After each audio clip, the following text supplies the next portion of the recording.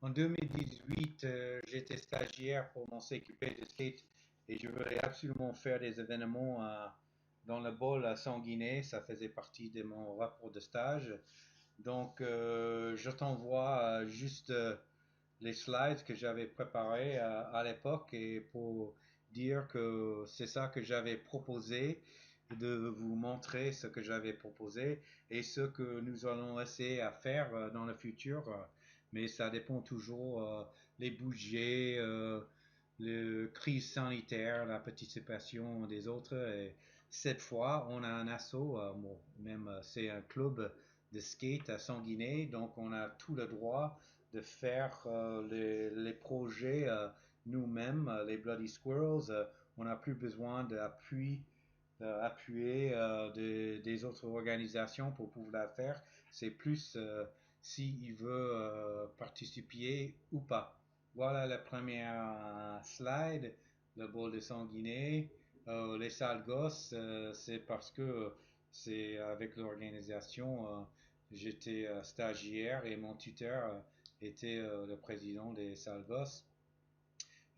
Plus d'informations, un peu d'informations me concernant parce que c'était obligatoire dans les slides pour le rapport de stage. Un peu l'explication des conditions au skatepark, ça fait partie pour l'explication pour les parents aussi. Les pratiquants dans le bol, la perception de bol est le plus important parce qu'il y a beaucoup de parents qui trouvent le bol trop dangereux pour les enfants à faire le skate ou le roller ou le BMX. Voilà une explication après pourquoi le bol de Sanguinet. Et j'avais pas parlé aussi le futur projet pour agrandir le skatepark pour pouvoir faire les compétitions dans le réseau des championnats de France. Donc on verra ça plus tard, mais ça c'est plus long terme.